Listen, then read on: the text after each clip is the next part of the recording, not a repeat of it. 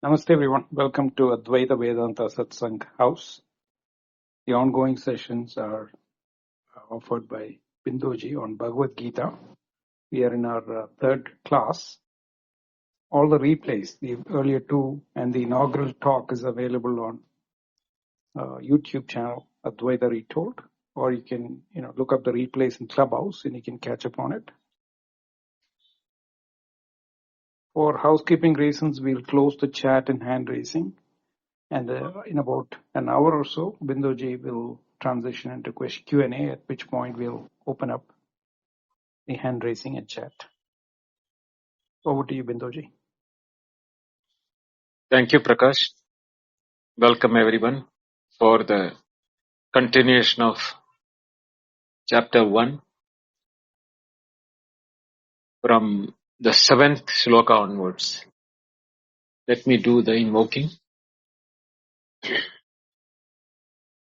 Om Namo Brahmadibhyo Brahma Vidya Sampradaya Kartrubhyo Vamsha Rishibhyo Mahadbhyo Namo Gurubhyaha Shruti Smriti Purananam Alayam Karunalayam Namami Bhagavad Pada Shankaram Loka Shankaram Shankaram Shankaracharyam Keshavam Badarayanam Sutra Shikhaṇḍau Vande Bhagavantau Punah Punaha Ishvaro Guru Ratmeti Murti Veda Vivagine Vyomavat Vyaptadehaya Dakshinamurtaye Namaha.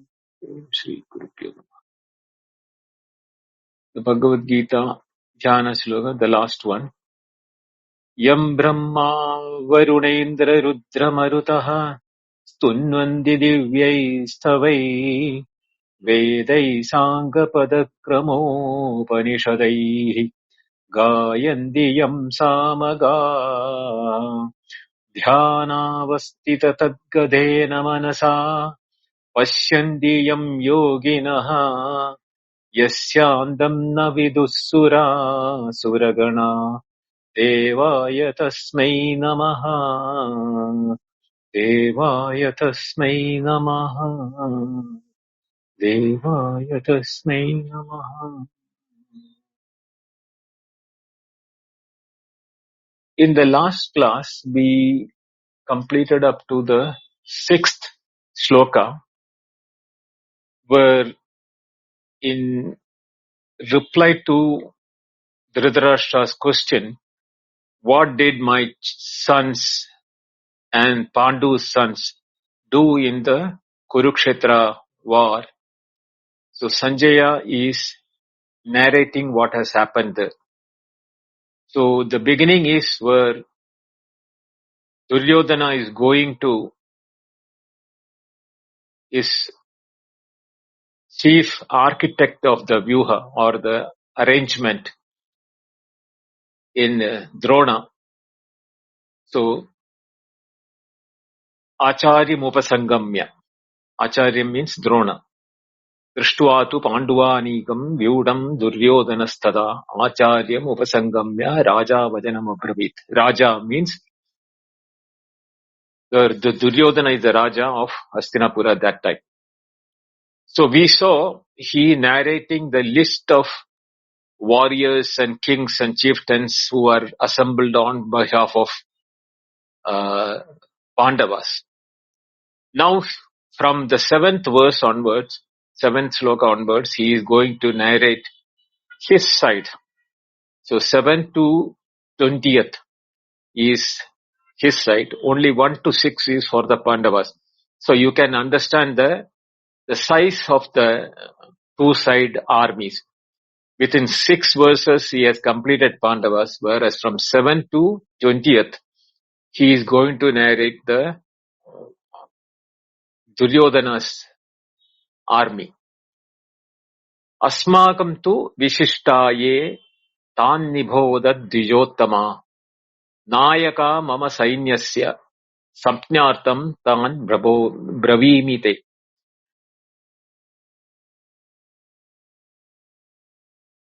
He is addressing Drona again. Dvijottama, meaning the best among the twice born. So normally the Dvijottama, Dvijan, is addressed to a Brahmana. But here, Drona is as a Kshatriya. fighting a war. So some of the commentators have got a twist in the story type of a situation when they comment on that, is to remind Drona that by birth you are a Brahmana, but you are doing the job of a Kshatriya, so better be careful. Don't make any mistakes. But at the same time, by giving the Dvijottama, the Uttama means the best among the Brahmanas. So that also is an indication that he is not decrying or diminishing Drona his status. So Asmakam, from our side, Vishishta Ye, who are all the distinguished among our side, who are the leaders of my army, Asmakam, my army, Tan Nibodha. Please understand who are all them. And I am Samjnartam. For the information or for your understanding, I am going to list out who are all on my side, on our side. That is what Asmakam means here. So he is going to now list the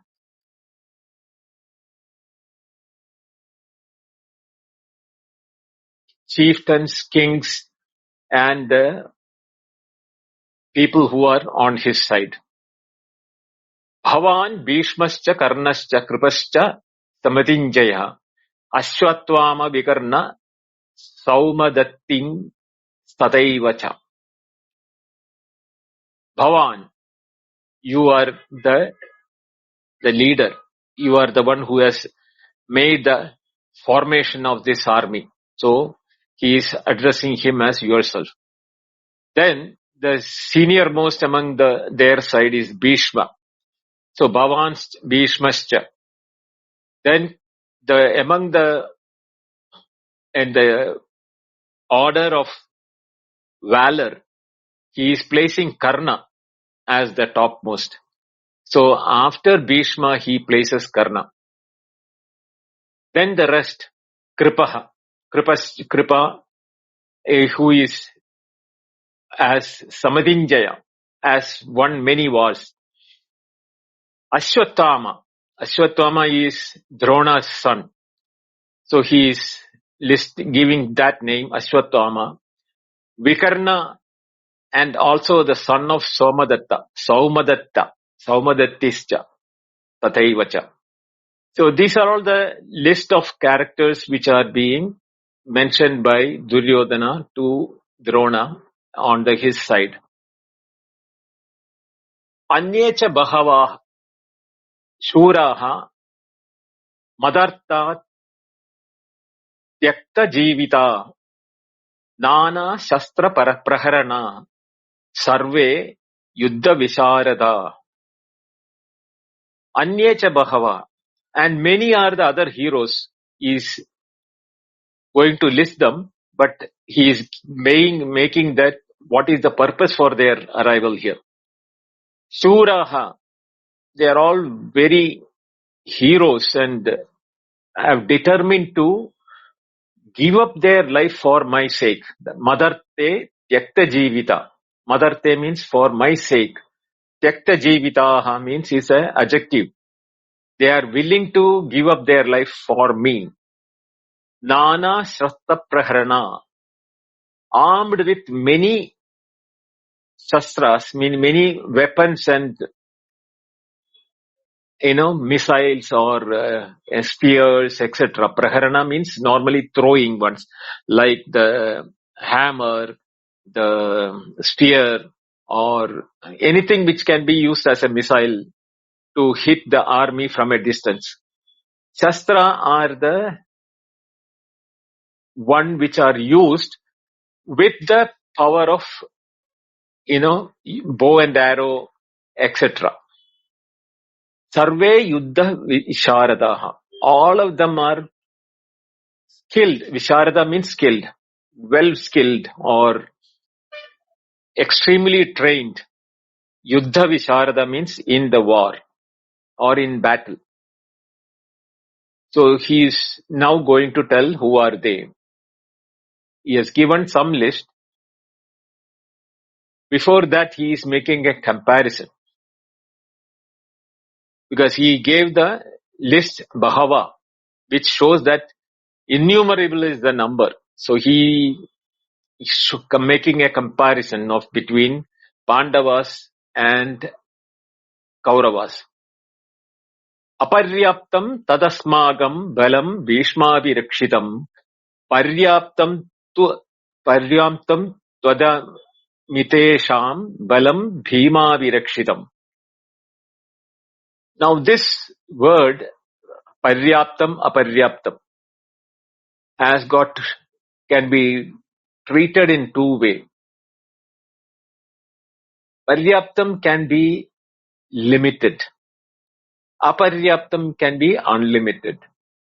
Or the other meaning is paryaptam means sufficient. Aparyaptam means insufficient. So both the renderings are given by the commentators of this verse. Some say that this army of ours defended by Bhishma, Bhishmabhirakshitam, asmagam balam Bhishmabhirakshitam, tat aparyaptam. That is insufficient. Whereas the army of theirs, means Pandavas, defended by Bhima is paryaptam. Bhima, he is saying that Bhima has enough army, which is compared to us, we feel we are insufficient. That is one way of, negative way of thinking. But the other way of thinking is that this army of ours, or this Bhishmabhirakshitam asmagam balam, aparyaptam, is unlimited. Because Bahava Shuraha is the word used in the earlier verse. So unlimited seems to be more befitting when you take it that meaning way. Whereas that of army of Pandus or Bhima Virakshitam, instead of Bhishma Virakshitam, Bhima Virakshitam. Paryaptam, that is limited. So the words are the same, but the words have got two different set of meaning if you take it in the two different meanings. One becomes insufficient, other meaning is unlimited. The paryaptam is limited or, is enough, more than enough for us. These two meanings can be derived from this particular verse. He goes on into the next verse saying, Ayaneshu cha sarveshu yada bhagam avasthitaha bhishmameva virakshantu bhavanda sarve evahi. Sarva evahi.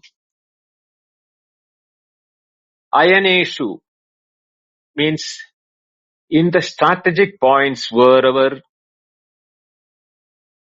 as far as the battle is concerned, every place, sarveshu ayaneshu, all the strategic points, yada bhagam avasthita. Yada bhagam means as differently or as befitting arranged by Drona. The only job for all of you is Bhishma meva abhirakshantu. All of your one job is that we are not losing our war as long as Bhishma is fighting for us. So, whether you are killing an enemy or not enemy is not the criteria, but ensure that Bhishma is capable of fighting the war. He single-handedly can defeat the entire Pandava army. So, he is telling Drona so that, he gives the instructions to the other people who have been kept at the strategic points. Bhavanda sarve evahi. All of you have to take care. Only one thing is that Bhishma should never be attacked or should not be approached by Pandavas for the purpose. But if Bhishma is gone, then we can almost say that the war is lost. That is the hidden meaning in it.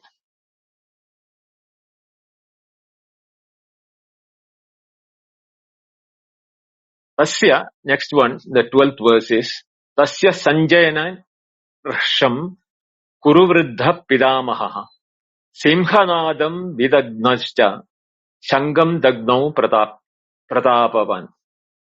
Hearing this statement of Duryodhana, Bhishma, who is placed next to Drona, he takes his conch, which is the bugle,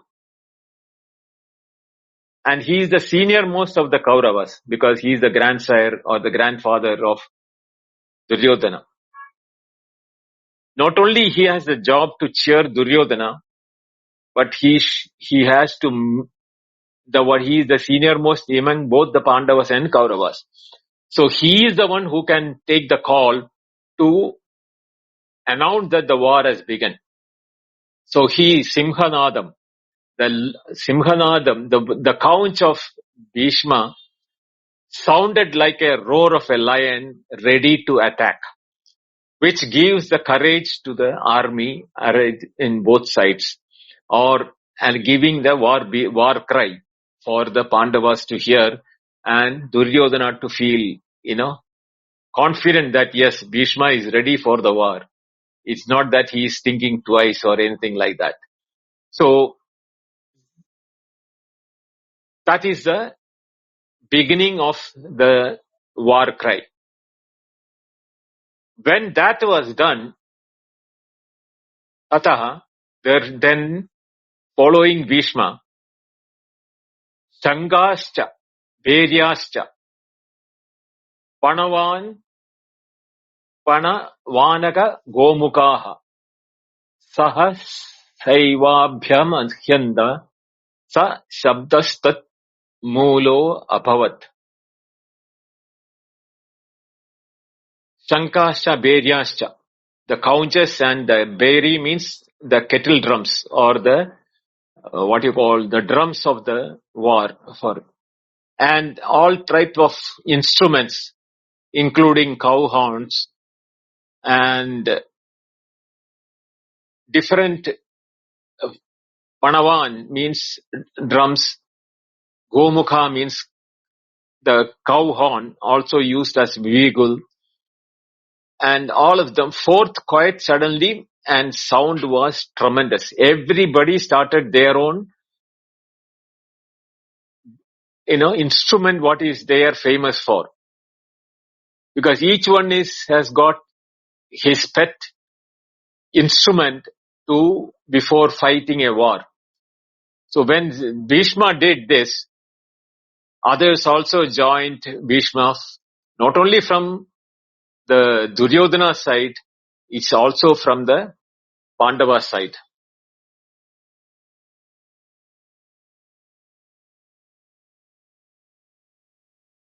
Tataha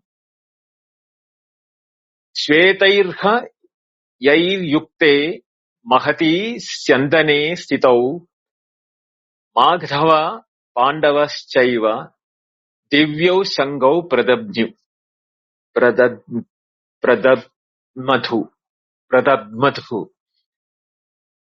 Tataha, thereafter, Madhava means Sri Krishna, and the son of Pandu. Here Pandava is not the entire 5 brothers, but here it is referring to Panduputra Arjuna. Seated in their magnificent chariot,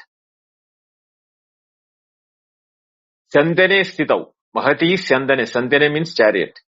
Mahati Sandane Stitau, Divyau Shankau Pratapnu. There, Divya means the couches which both Krishna and Arjuna have got, they are divine and transcendental in nature, because Krishna's Panchajanyam, which will come in the next verse, and Arjuna's, both were of divine in nature. So the Shankau Pratapnudu means they sounded. What are they? Now that is being listed in the 15th verse. Panchajanyam Rishikesha. The Rishikesha is Krishna's name. Panchajanyam is the name of his conch or shell, that which he sounded. And Dhananjaya is Devadattam. Devadattam means gifted by the Devas. So that was the conch shell of Arjuna. Poundram Dadmu Mahāshankam Bhima Karma Vrikotara. So the Vrikotara means Bhima. Vrika Udara. That means he has a stomach which will never get satiated, like that of a, what you call,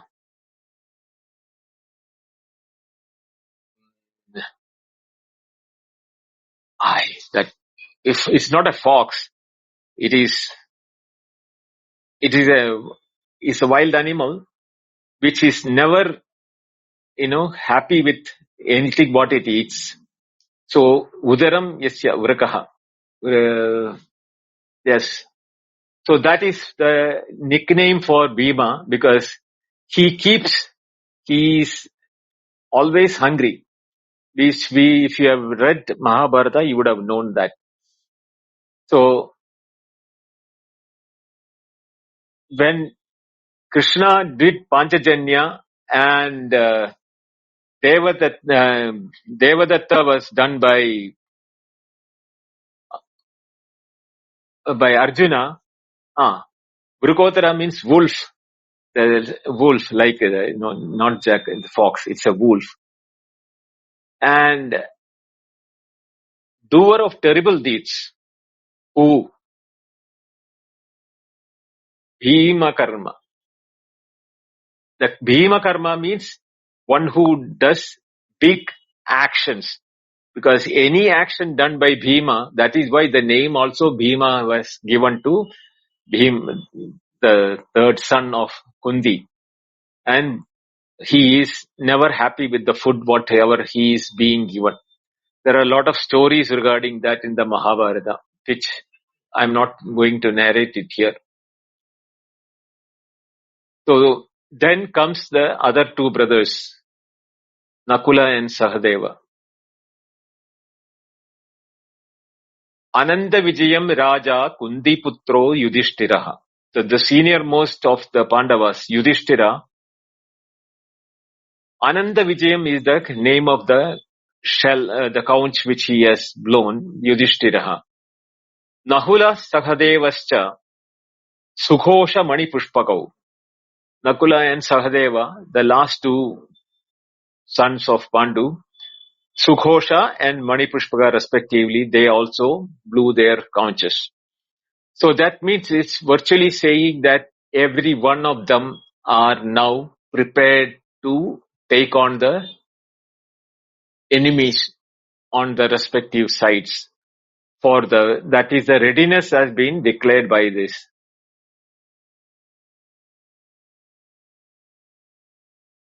Kasyascha Parameshwasau Śikhaṇḍī ca Mahārataha. Drishtadumno Viradascha Satyagi ca Aparajitaha. Now, the king of Kashi is an excellent archer. And Śikhaṇḍī, the mighty commander of the 11,000 archers. So you should understand, I will be narrating a bit of Śikhaṇḍī in today's class, which I want to bring in, not to mention about Śikhaṇḍī, but about how Krishna is evaluating dharma and adharma, how others are evaluating dharma and adharma is important, and the character for that purpose is none other than Śikhaṇḍī. The reason is that Śikhaṇḍī, okay, before I will go to Śikhaṇḍī's after telling the meaning of this story. So Śikhaṇḍī, the mighty commander for 11,000 archers. So he is not an ordinary leader for the purpose of war, but he can imagine even 11,000 archers are controlled by, he is commanding that. And Drishtadyumna is his brother. Virata, Satyaki are the other two unconquered kings. They had never defeated themselves in any war. So these are all on the Pandava side. Now, why did I mention about Satyaki, Śikhaṇḍī? If we want to know about Śikhaṇḍī, it's a complex figure in Mahābhārata. And if we want to understand Śikhaṇḍī, we have to go through intertwined themes of rebirth, woe, gender, and dharma. And just on a superficial or a peripheral way, if we look at Śikhaṇḍī and the events in the Mahābhārata, today we are talking about the 10th day of Mahābhārata, where Bhishma has fallen, and Śikhaṇḍī is the reason for Bhishma's fall, which, if you remember, I told in the beginning of the first class itself. So, to know the Śikhaṇḍī character and how he becomes the reason for the fall of Bhishma is important. To know Śikhaṇḍī, we have to go one birth backward. In the past life, Śikhaṇḍī was a female called Amba. There were 3 sisters, the princess of Kashi Raja. Kashi means Benares. Benares, Kashi Raja or Varanasi. He had 3 girls, Amba, Ambika and Ambalika. And they were all ready for what is called a Swayamvar, where they can choose their spouse from the array of invited princes from all over the country. So they can choose their own partner, and that choosing their own partner is a function called Swayamvara, means selecting by oneself. So all the 3 girls, dressed, ready to get married, were about to proceed for selecting their own husbands. That is the time when Bhishma, who has taken a vow never to get married to his father,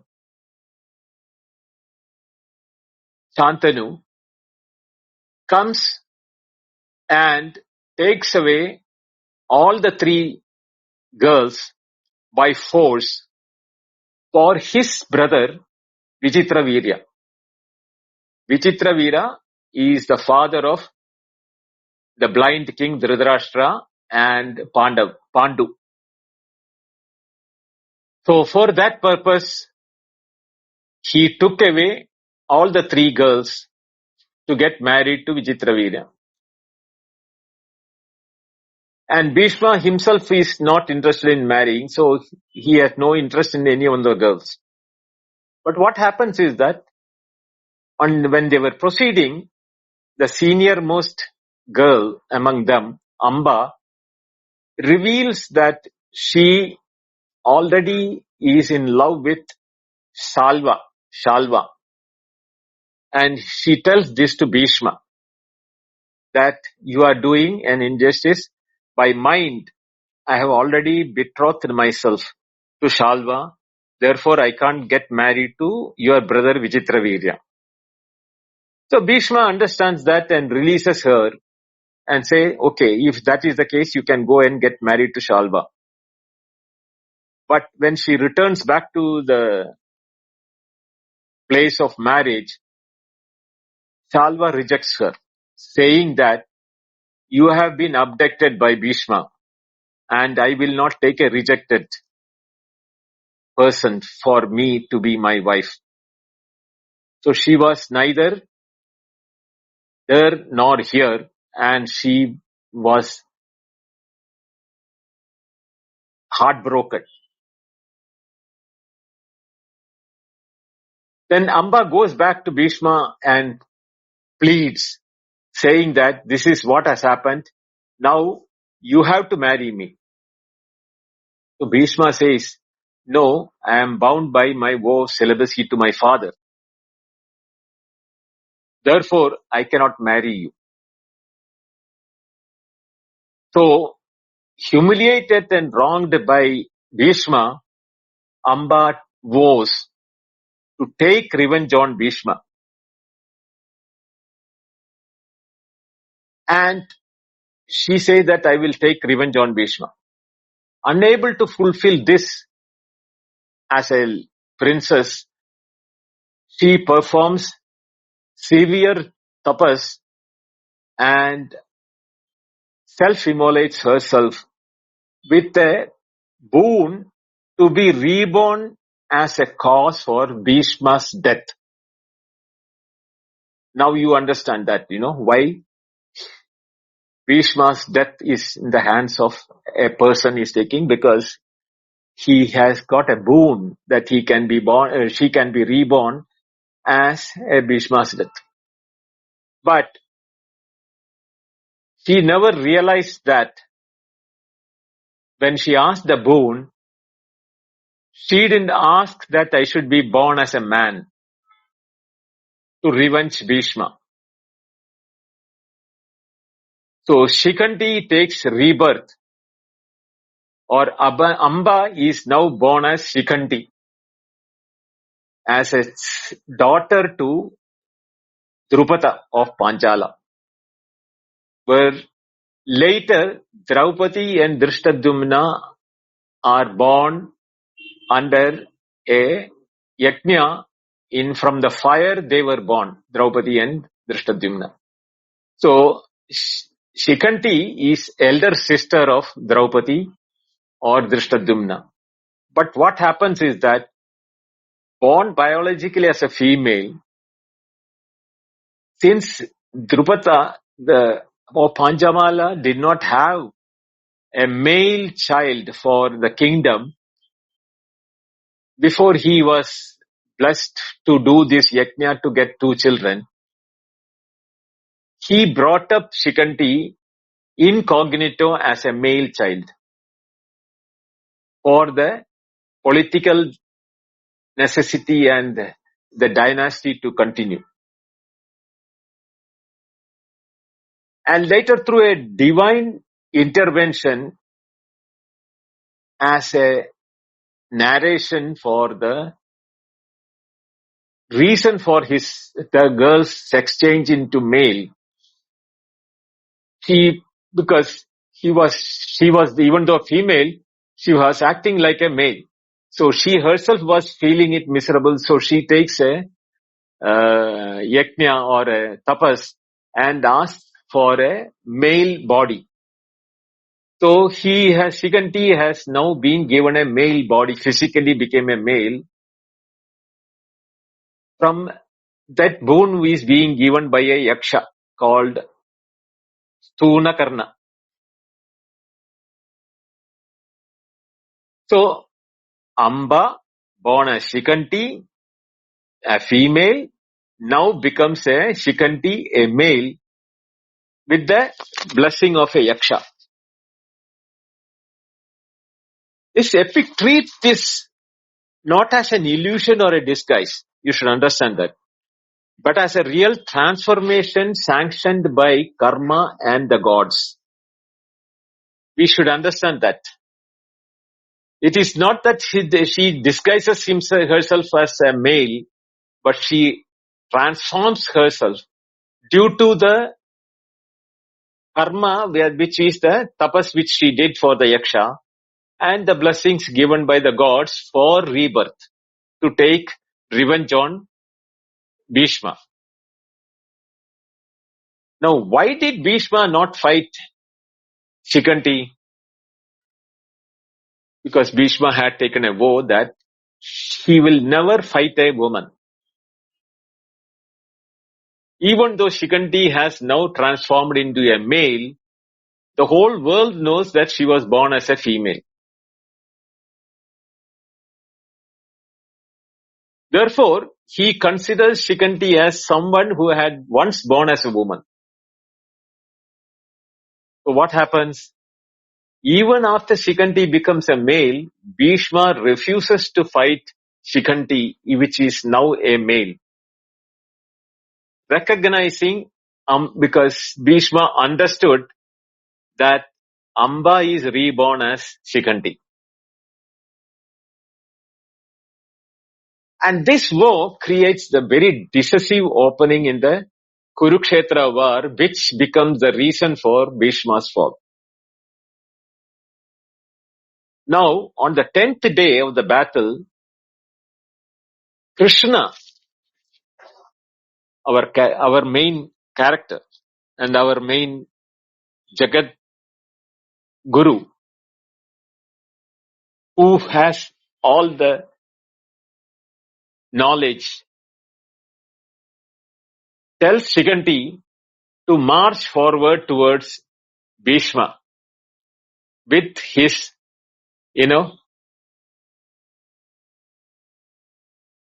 with his army now, his battalion or whatever maybe that he is leading.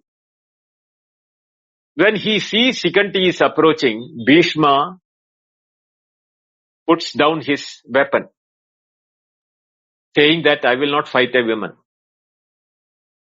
And that time, Krishna tells Arjuna,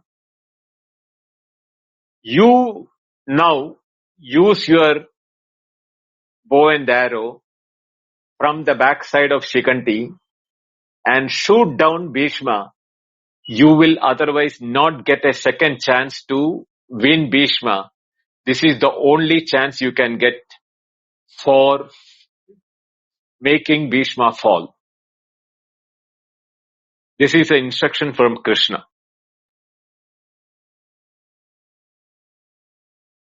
See, there is a dilemma in the commentators from Shankara to Ramanuja to Madhva on the analysis of Śikhaṇḍī, dharma, adharma, and picturization of the whole thing.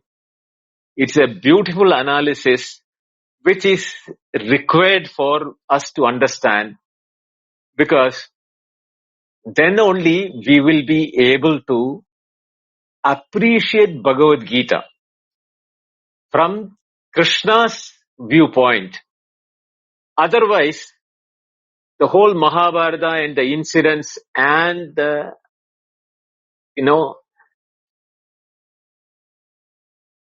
bad names which Krishna is getting cannot be understood properly. So it's important not to misread Śikhaṇḍī's role through our lenses of the modern morality. Śikhaṇḍī is not a comic relief. He is not a napumsaka or a eunuch. But he or she was born as a woman, has transformed, went through a sex change, with a boon from a yaksha and has now become a man. Yet Bhishma refuses to fight. And Śikhaṇḍī is not a marginal character in the Mahābhārata, because if Śikhaṇḍī had not been there in the Mahābhārata war, Bhishma would have never fallen and Pandavas would have never won the war. And it is not that he disguised as a male and attacked or came in front, or he is actually a female. It is the karmic agency of both Bhishma and Amba now resulted in the status in which Śikhaṇḍī is approaching. Because Bhishma did something which is not dharmic by taking away the 3 girls without their permission from the wedding scene, which is the karma which Bhishma has done. Now that karma is coming back to him as Śikhaṇḍī for taking revenge. So the past injustice is now ripe into a cosmic resolution. So from the dharmic significance, if we look at it, Śikhaṇḍī stands at the crossroads of personal woe versus cosmic dharma. Śikhaṇḍī has done a personal woe of being the cause for Bhishma's death. But the beauty is that Śikhaṇḍī never kills Bhishma. Arjuna also never kills Bhishma, because Bhishma has got a boon from his father that he can opt for death whenever he wants and nobody can kill him. That is why he was always invincible by any war. In any war, he cannot be won over by anybody else. But here there is a personal woe or taken by that Amba, who has become Śikhaṇḍī now, to take revenge on Bhishma. And there is a role of the cosmic karma of dharma being denied to the Amba, that girl who was ready to marry her beloved in the marriage. And there is also a crossroad of gender versus Swabhava. The gender of Śikhaṇḍī is now male, but since she was born as a female, he had all the Swabhava of a female. Because of the reason which Bhishma did not accept to fight, or he had shown that he is a male and his Swabhava also as a male, Bhishma may have fought the war. But even though sex change took place, his behaviors were more like a feminine behavior. And here is what is called the justice, which follows any karmic action across the lives.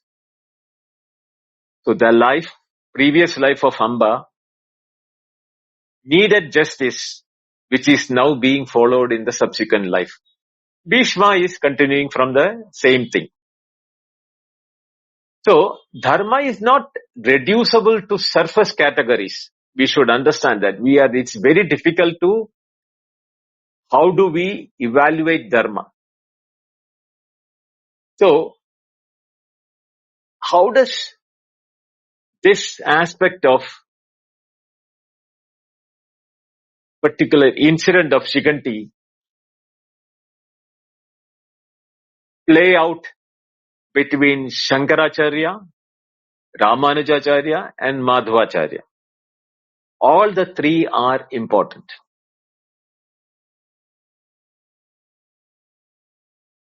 Shankaracharya Bhashya is not based on Itihasa. He uses Mahābhārata only when it serves a purpose for explaining his philosophy or a dharmic principle. Bhishma is being frequently cited by Bhashyakara Shankara. But never has he uttered one word about Śikhaṇḍī in any of those Bhashyas. Yet, the problem of Śikhaṇḍī creates conflicting vows, contextual duties, and moral exception, which are being addressed by Shankaracharya. He abstracts this episode as a rule exception into his logic, rather than the story by itself.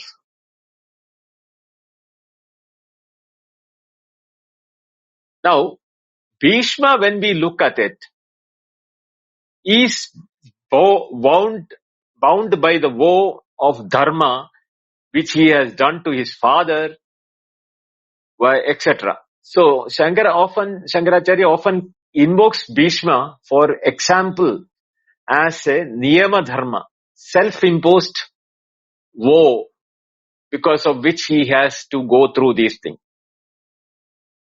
Niyama karta, swadharma, duty born out of one's own woe. These are the words of Shankara. But crucially, he does not treat woe as absolute. That Niyamakarta or the Swadharma which is being referred is not absolute in the philosophy of Shankaracharya. Several places, especially in the Gita Bhashya, for 231, 238, 1847, all these places, Shankaracharya insists that Swadharma binds only as long as it does not violate the higher truth of the dharma toward the truth. Desha Kala Avastha can be suspended because they are ordinary rules. And therefore, Bhishma Śikhaṇḍī situation is a classic Mahābhārata illustration of this problem, Desha Kala Avastha. What happens when a woe itself becomes a means of adharma? That is the place where the Apavada logic is being used by Shankaracharya. He doesn't mention about Śikhaṇḍī, but frequently uses the word Vidhi and Apavada. As Vidhi is there, where the general injunction is there, but Apavada or exception is where it does not follow the Vidhi. Bhishma's vow not to fight a woman is a personal Apavada elevated above the Vidhi of the battlefield. In the battlefield, there is a Vidhi. You are supposed to fight your opponent. But he takes his personal Apavada as an exception for that Vidhi. He doesn't fight the war against Śikhaṇḍī. Therefore, Śikhaṇḍī, what does it expose? Limit of such Apavadas. If you are taking a private Apavada or a personal Apavada for a Vidhi, you are not following the Vidhi. The vow can be ethically pure, but it is strategically disastrous. And karmically, it is ripe for overriding. But Shankaracharya is keeping silence as far as Śikhaṇḍī is concerned by teaching the logic but not defending Bhishma. He doesn't defend Bhishma for what he has done. How does he do that? He brings in adhikara and identity. Adhikara is the eligibility which is determined by the function and capacity, not by mere category as a Kshatriya.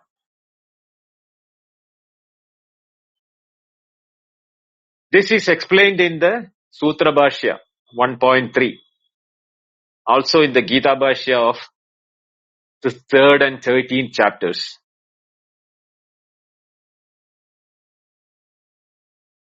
And Śikhaṇḍī is the most unsettling illustration in Mahābhārata, which has no parallel. Once a female, now a male, a warrior by training, a Kshatriya by function. Because he was born to Drupada as a king. So Bhishma's refusal to fight Śikhaṇḍī therefore cannot be upheld as normative dharma in the eyes of Shankaracharya. That is why he says it is an apavada or a personal exception, not a universal rule. So what about Arjuna's action based on Krishna's instruction to fight Bhishma from behind Śikhaṇḍī? Yasya na hankaro bhavo ta na hanti na nibadhyate. In the 18th chapter 17th sloka, Shankaracharya uses this, his Bhashya says, he who acts without ego is not actually killing or is not bound by his actions. Arjuna shooting Bhishma from backside of Śikhaṇḍī is morally troubling all of us. But when the action is judged by the surface appearance only. But when you look into the position where you are na karta na bhokta, Arjuna acts as an instrument of cosmic justice only. Nimittamatram bhava savyasajin. Therefore, Bhishma's fall, as per Shankaracharya, is karmically deserved. And Arjuna only became an instrument, he is not the karta. Because he had no individual agent to incur sin, because he has listened to Krishna's lecture till the 18th chapter, and after that only this had happened. And Śikhaṇḍī became only a karmic wedge for this instrument to play upon. When Bhishma's fall as subtle dharma, Shankaracharya often warns that dharma becomes subtle in complex cases. This he will explain in when we touch the 17th verse on the 4th chapter. The Bhishma Śikhaṇḍī episode is the clearest embodiment or example of this. Bhishma is righteous, Śikhaṇḍī is justified, Arjuna act is violent, yet no one is adharmic in the whole equation. Nobody has done adharma. Bhishma was righteous for not fighting Śikhaṇḍī. Śikhaṇḍī justified because his birth was to take revenge against Bhishma. Arjuna's act is violent, yet he has not done adharma because he became only nimittamat. So, when we look into this, Shankaracharya has got very clear picture as far as to how to look at the whole issue. Dharma rigidly cling to become a bondage when seen through the karma and the karma phala. But when you do a karma sannyasa or sarva dharman parityajya mamekam sharanam vraja, when that knowledge becomes your approach to life, the same knowledge becomes the cause for liberation or moksha.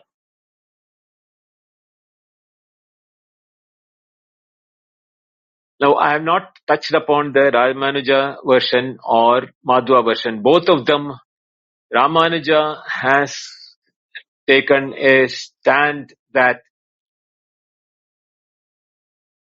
with the Vishishtadvaita, it is what they call it as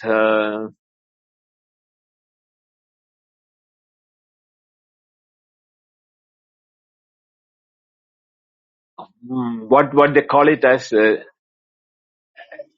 they cannot take the Shankara's Sarvam Khalu Idam Brahma, Sarvam Brahma. All that's the thing. They have got the approach is that both Shankara and Ramanuja accept that Bhishma is a dharmic person. His fall is necessary for the war to proceed. Śikhaṇḍī is an instrumental cause. Arjuna must act morally justified. But the question, how can a righteous man fall without dharma collapsing? Therefore, ontological move of Shankara dissolves because he brings in avidya. Dharma operates only in the realm of avidya. And the kartrutva is due to adhyasa. Whereas Ramanuja's thing is that the world is real, the agency is real, dharma is eternally valid. But God is the morally invested in the outcomes. Thus, is a moral problem as far as Ramanuja. Therefore, he has a discomfort when it shows that Arjuna's action. He refuses to take Shankara's agency, non-agency, that it is a nimitta matram bhava savyasajin, that aspect is not valid as per him. Arjuna has really acted and the killing is real, and therefore the moral responsibility remains with Arjuna. The killing is, whereas how does he justify then the act of this thing? He is saying that, Ramanuja is saying that killings is explicitly commanded by God, not because he doesn't have no agency. Since it is instructed by Krishna, it becomes morally pure from Ramanuja's point of view.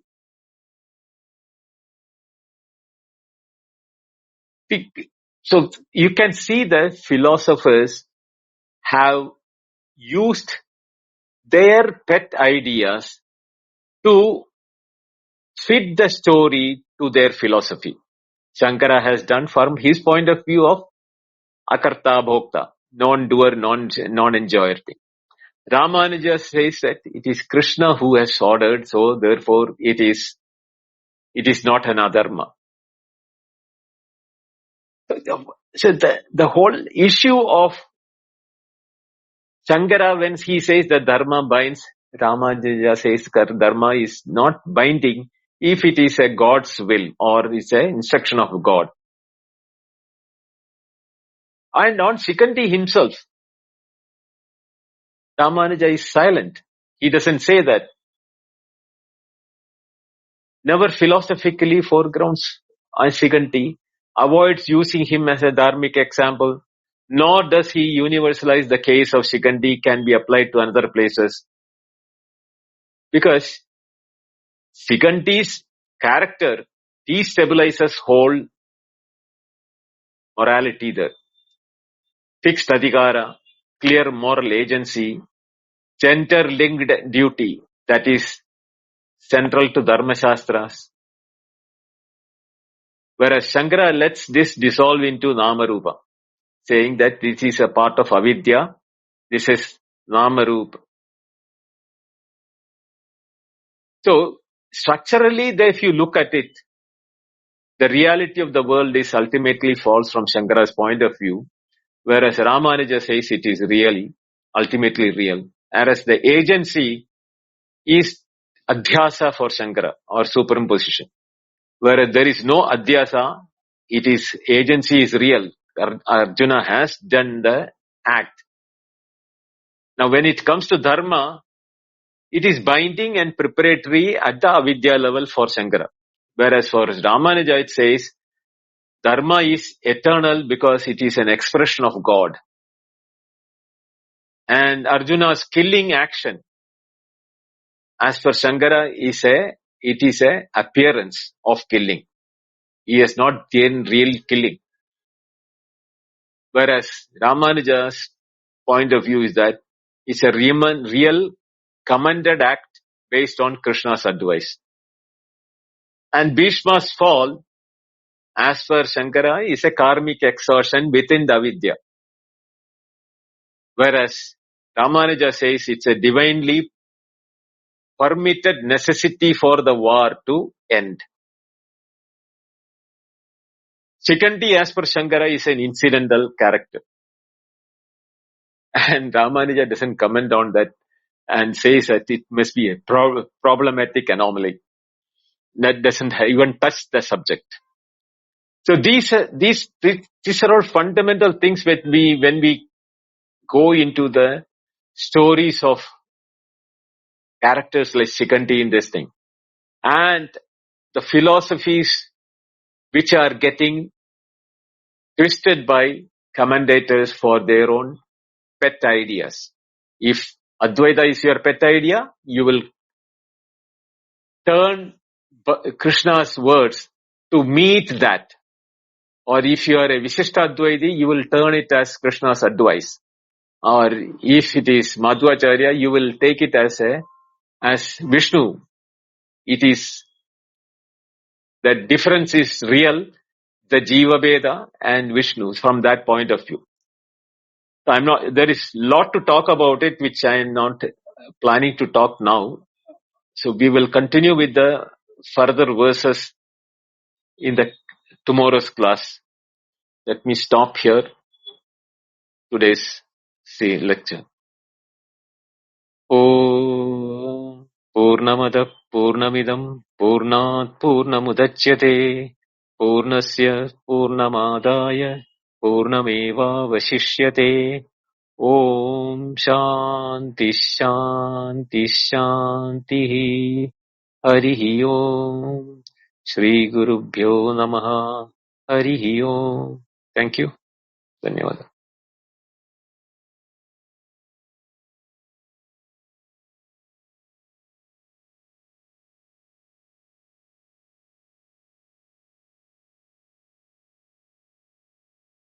Anybody has questions? Please come up.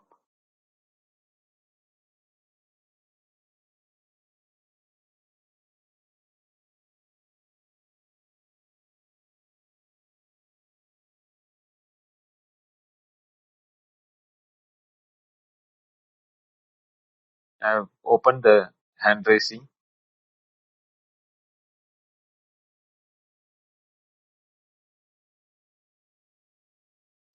Namaste, Srinivas.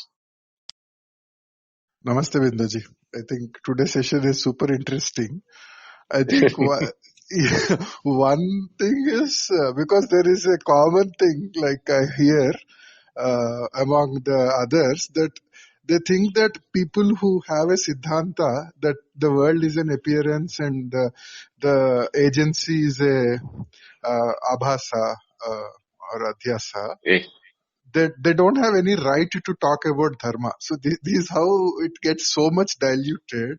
And that is not at all correct, right? I think today's session beautifully explained that having such a philosophy doesn't mean a dharmic clarification or a dharmic framework cannot be given, right? So that was very interesting for me. Yeah, absolutely. See, that is why I took deviation from Bhagavad Gita into Mahābhārata to tell the story of Śikhaṇḍī, which I know a lot of people like Karin and Jesse and others, Ravindra, Ajendra, I don't know how many of you would have read Mahābhārata and know the story of Śikhaṇḍī. The name Śikhaṇḍī, when it came, I decided that, I have to bring in Śikhaṇḍī as a character for explaining the Bhagavad Gita's what way we should approach Bhagavad Gita. It is not that this character is important for Bhagavad Gita. No. But I felt that evaluation of the character and the role of the character in the preamble to Bhagavad Gita will give us not the event per se, but that event, how the philosophers have viewed it differently, which will give us idea as to what is the mentality with which they have written the commentaries, which will give us an idea as to we are not going to be bound by Shankara, not we are going to be bound by Ramanujacharya, no, or we going to be bound by Madhva. We have to see it with our own lenses, our own ideas, but not forgetting what they taught us. They have taught us, Ramanuja, Shankara, Madhva and Shankaracharya has taught us valuable in philosophies to us. But let those philosophy not be binding us in our own evaluation of the rights and this thing. At what level does the dharma work? Whatever the dharmas are being done, how it will affect, when will it affect, whether we should be worried about it or when should we be worried about it. All of them are important.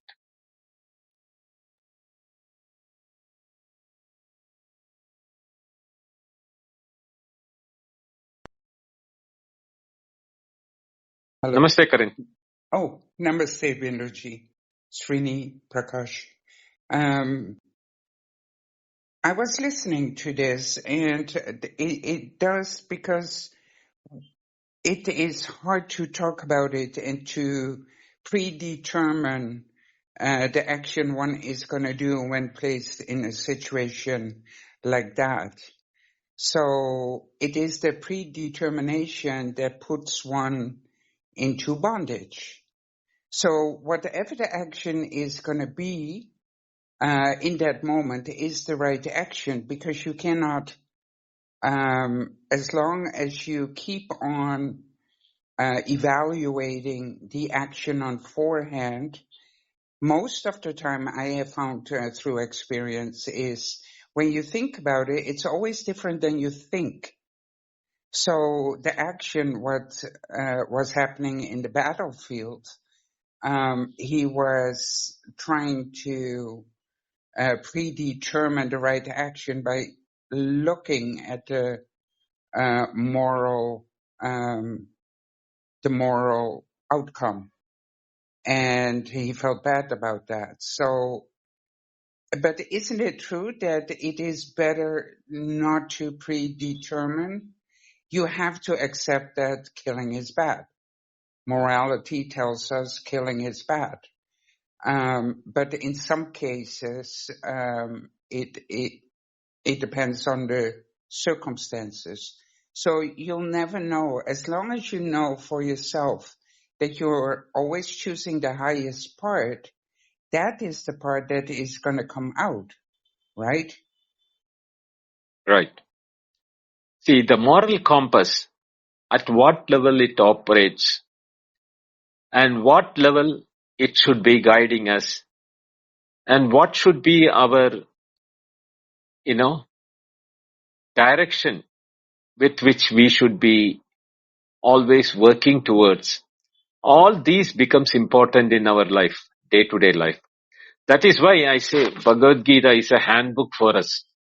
Because as we proceed further, we will come to know that what is the moral compass Krishna wants us to keep in our mind all the time for us to be a successful living person without forgetting our goal of life. Both are important. While success is a day-to-day event, our goal and the success are not connected. The success makes us perform within the ambit what is being guided by the morality, etc.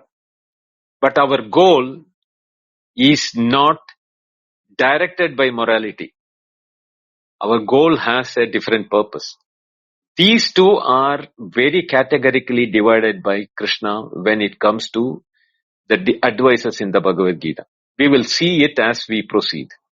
That's why I'm bringing the additional inputs so that we get a total vision of how to approach to the issues. You are right. Your approach, your statements are correct. Thank you. Thank you, Because Karan. predetermining the goal is already having an expectation, right? Yes. And as soon as you have an expectation, suffering is gonna come. Absolutely. Absolutely Yeah, okay. right. Okay. Namaste, Harishanji. Say, sir, I just wanted to ask you a question which always is in my mind because I'm very intimidated, try to put it that way, intimidated by the character of Bhishma. So when you were talking about Bhishma, I was just thinking, because Bhishma, I think, had that quality of Swachanda Mrityu, because he will die only when he chooses to die. So he remains in the battlefield, I think, even after the Kurukshetra Yuddha, he was in the battlefield. So actually there is a story I have heard that between Dakshinayana and Uttarayana, actually he wanted to die in certain point of time where till that time he wants to be in that Sharashaya. So Yes. was it Bhishma's choice to lie on that point of time and just remain sideways?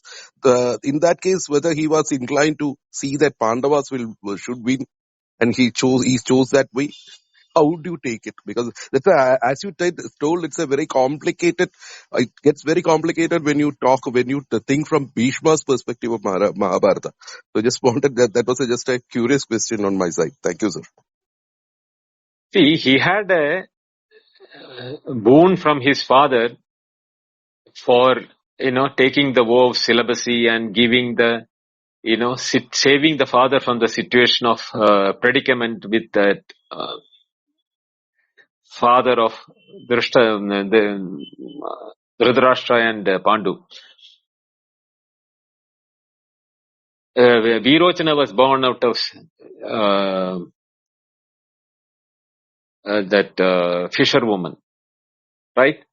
So what happens is that she decided that her son should become the king, not Bhishma. So the only way he can do that is that by taking a vow of celibacy. Now, while taking the celibacy, he also has given another vow to his father that as long as I am alive, I will ensure that this country is in the hands of the right people. And, I will never allow any adharma to happen in this country so that your name is not mirrored by anything. So to protect that, he had to ensure that the adharma which is being done by Duryodhana and others should stop and hand it over to Pandavas who are more, righteous people. So for that purpose, he cannot die. At the same time, he also knew that this is his last birth. If you go to the previous birth of Bhishma, who he was, etc., I am not going into that. He knew that this is the last birth he is going to take and he has no more rebirth.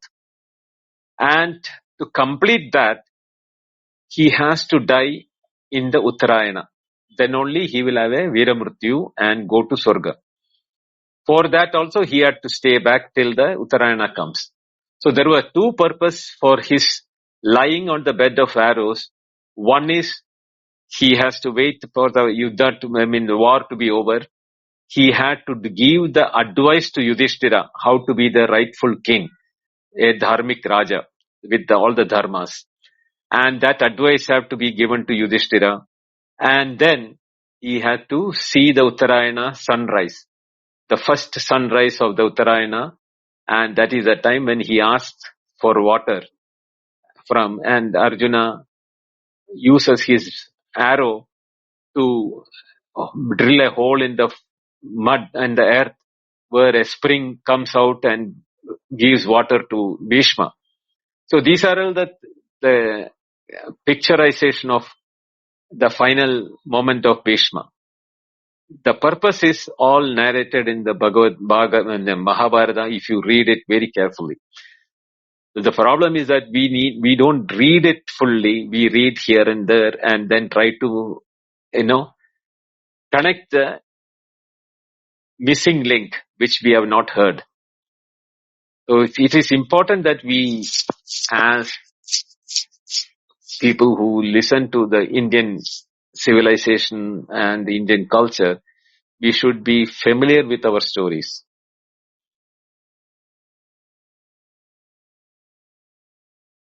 Hope I have answered your question. I'll come again when the other sessions also when Bhishma is there, because I'm very addicted to Bhishma and Gandhar in Mahābhārata. Thank you, sir. Thank you so much. Thank you, Rishanji. Can I ask one Yeah. more? Yes, go ahead. I need a clarification on dharma and the value system, the morality. Morality, is it learned behavior? Is it learned rules?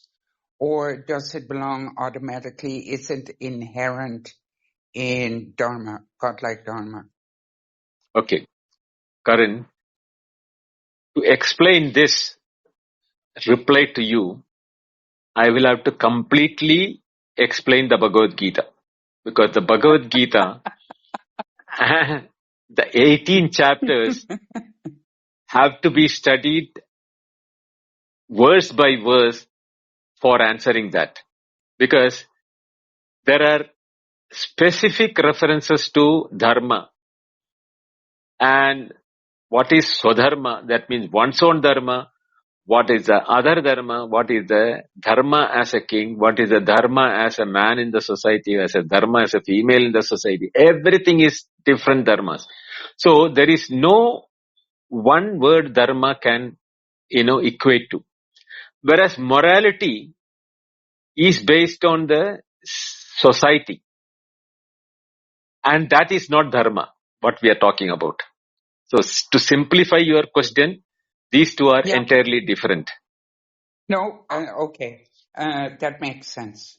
That was my confusion. Because Okay. I always understood that swadharma is personal dharma, right?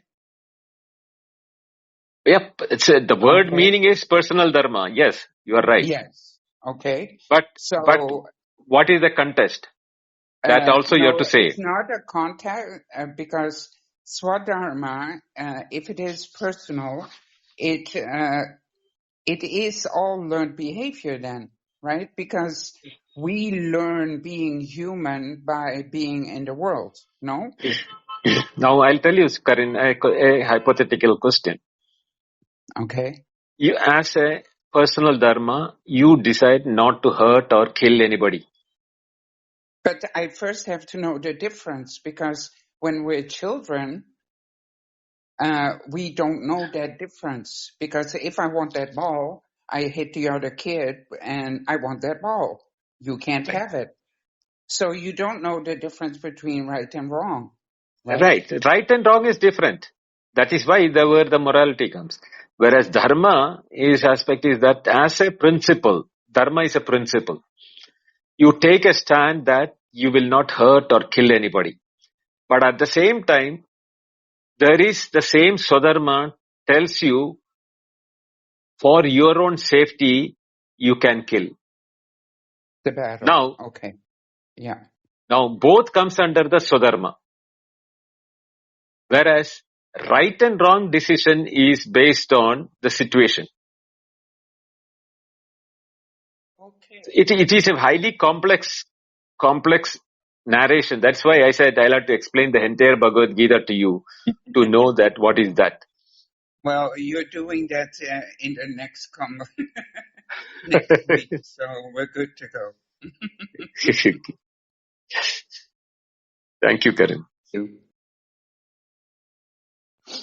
Binduji, one quick one from me. Yeah. The Ishvara is a Niyanta and the Karma Phaladata, which you touched upon, right? So that aspect, I think I was very briefly we discussed. I hope that is going to come in detail in Gita or some. It'll come in detail in Gita. Okay. So I'll wait for that then. Okay. Because when that comes, I will have to compare between the Advaita, Vishishtadvaita and Dvaita aspect, and which is right or wrong, each one of you have to decide your own, because I'm not the one to say. But I'll give you a comparison between the three. Yeah, and also because if you equate Brahman and Ishvara, right, then it is even like when should it? You can never. You can never. Yeah. So karma phala, that was the thing. I think it comes in different ways, very small, but we never went in deep depth. So I'm looking forward to seeing it in Gita. Yeah, you're right. That's why Gita is very interesting, in the sense that lot of things which we have not studied in under Upanishads are touched upon by Gita. Because Upanishad talks about very high level philosophy. It doesn't talk about the practical aspects of it, except for Upasana aspect of things like that. But how do we proceed to that level in today's scenario is very important for us to know. That is why we should take time to study this aspect of Gita. Namaste, Ganesh Prasad.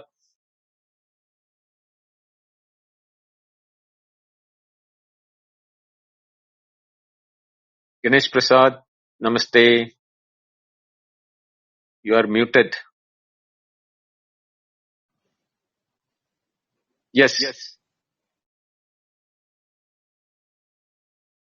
Can't hear you.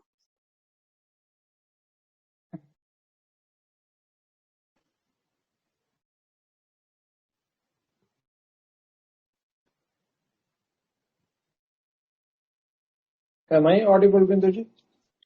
Yeah, you are audible. Namaste, Binduji. Okay, I was suspended for a few minutes. Namaste, Ganesh. Nice. Yeah. Yes. Now it is a bit technical problem on my set.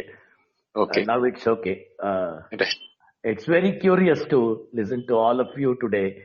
And every day by day, I'm feeling that if there is somebody to take us through the maze of Upanishads, like you, we can simply and very blissfully follow your words and steps and may feel the essence of it. But I feel Mahābhārata is not that. However smoothly you try to take us through, at every step there will be a lot of Mahābhārata battles in order to understand the otherwise seemingly simpler words that we would be using in our daily life. Each demands a lot of explanation, and as I said, every step is a battle in Mahābhārata and in the understanding of Gita especially. I'm feeling lots and lot more questions would appear in the course of these lectures. I feel, and it's very interesting, and whatever Upanishadic listenings had established, I feel it will be once more reconstructed by deconstruction process, I feel, through the lectures of Gita, I feel. It's a wonderful session, very sensational, I feel. Thank you, Ganesh. Thank you, Ganesh Prasad. Every step is a battle. That's why the whole thing starts with a battle.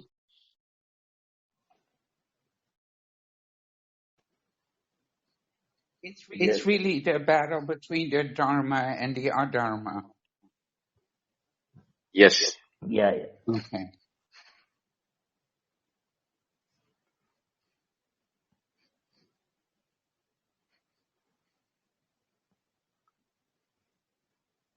And very strangely, Bhishma has troubled all the sensibilities of all the people who listen to Mahābhārata. I don't know why. Why means because perhaps Vyasa must have invested all his energy into Bhishma, I feel, and Abhimanyu. These two characters, time and again, haunts everybody in a multifaceted way. Yes. In fact, quite intriguing is these two characters. Yes. Not easy to understand them, understand their actions, or even justify some of their actions. Yes. And I have listened to one great story, interpretation about Bhishma's death, Bindoji. Yeah. Can I share that? It may Yes, take 2 yes, minutes. please share. Actually, it is rendered by one of the Harikatha Vidwans in Karnataka, who said how Bhishma's end approached. He said, after the death of Bhishma, they keep his body for the final rites to be done, because Krishna, when Yudhishthira went and asked Bhishma, you are a great soul on this planet, so far unheard of, and we are very pleased to the fact that you have been our grandsire, and you have to be cremated to your satisfaction, and please tell us the ways to perform the final rites of your great birth. That's what he says. And Bhishma replies to Yudhishthira, you do my last rituals in this planet in a spot where no cremation has taken place, no funeral has taken place so far. So it seemed, the story goes like that, they have kept the body for 1 complete year and searched in all the directions of the planet if there was a place where no funeral had taken place so far. And they could not find it. And finally, Bhima and Yudhishthira both were in the direction of Gauri Shankar, and there at the peak of the Gauri Shankar they stood, and they felt so sorry for not having found a place for the funeral rites to be performed. And without having anything, finally Bhima also told Yudhishthira, please you stand at the peak of the Gauri Shankar and ask me whether some funeral has taken place here, and I will say no, and you do the same thing and you will say no, so that we will confirm, assume or presume that this place is has not witnessed any funeral, and perform that. And being Dharma's son, Dharmaraya says, no, it can't be done. We will just go to the advice of Krishna, and both of them with a cry called for Krishna, and Krishna comes and asks them a question. You cannot simply do the funeral of Bhishma. How can you perform those rites to him?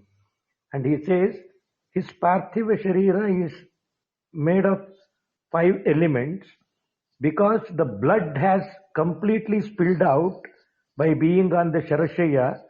He has lost the Jalatattva in that body, and being on the Sharashaya completely above the earth, he has lost the Prithvi Tattva also. The remaining 3 are there, Akasha Tattva and Agni Tattva and Vayu Tattva. And with what will you burn all these 3 remaining tattvas? Tell me, he says. You can't burn Agni with Agni, Akasha with Agni, or Vayu with Agni. So you cannot burn him and you cannot do the funeral for him, he says. And finally they ask him, and Krishna says, he is such a rare species, having visited this planet, and who made even God goes back on his words, and he made me raise the weapon to go back on my words. Such a great tattva with which he was born and lived according to that. And his abode, after his soul has the abode in me. And by saying that, the remnants of his body will go onto the palm of Lord Krishna, and there, like camphor, it burns out without leaving any residue in it, and thereby giving the message that a great brahmacharya is for no one's service but for God's service. That's all. So this is the story, wonderfully and scientifically given by in a Harikatha rendering, which I am so fascinated since my childhood. I just wanted to share that, Swami. Okay. Thank you, Minister. I have not heard it. I'm hearing for the first time. Yeah, it's a very rare thing. And when my mother died, actually my brother brought this cassette to my house and made us all listen to that. So it actually lightened our sad feelings during that time. Thank you, Bindu. Thank you, Ganesh Prasad. Prakash, can we close the room? So thanks everyone for coming. All the people who came up to ask questions, and special thanks to Binduji. Our next session is tomorrow at 8:30 p.m. IST. And Binduji, you can now close the room. Okay. Thank you all. Thank you, Prakash. Thank you everyone for coming up and asking questions, and those who are listening there. We'll meet again same time tomorrow. We'll continue with the rest of the verses. Hari Om. Namaste. Hari Om, Bindu. Hari Om. Thank you. Hari Om. Good night.